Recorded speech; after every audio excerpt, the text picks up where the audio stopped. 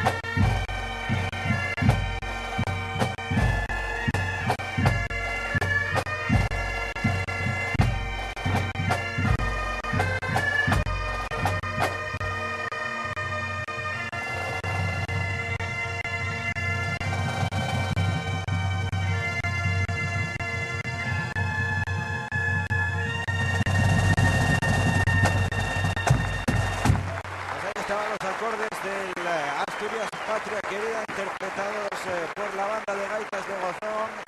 Yo creo que merecía la pena que lo escuchásemos y que disfrutásemos también con esos planos que nos presentan a un graderío completo, a rebosar, lleno, porque como decíamos antes, lo que vamos a tener por delante, lo que vamos a ver en los próximos minutos, en los próximos instantes, es tenis del bueno, y además disfrutándolo el Principado de Asturias, y todo en directo a través de las imágenes de la CPA, de la televisión del Principado de Asturias.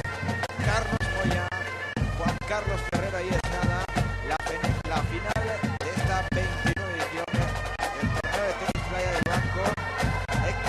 ¿Quieres hacer algún tipo de entrevista que te ven por ahí sufriendo? Pues sí, voy a hacer una pequeña entrevista.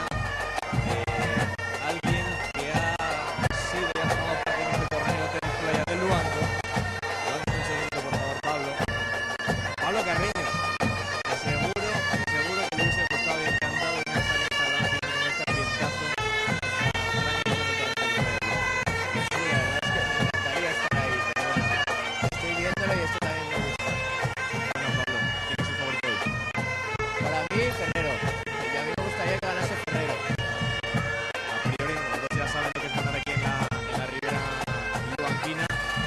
Podemos ver un gran partido, ¿verdad? Porque vemos que las pistas están perfectas. Sí, un gran partido seguro. Los dos son muy buenos. Ya el palmarés que tienen los dos es muy bueno y la pista además está perfecta. Bueno, ¿para cuándo te vemos aquí en la gran final? No sé, dentro de 5 o 6 años. A lo mejor antes, no lo sé. Tomamos nota, ¿eh? Sí, vale. Gracias, Pablo. No, pues ahí estaban las palabras de Pablo Carreño, un hombre que tenía, bueno, pues el privilegio de saltar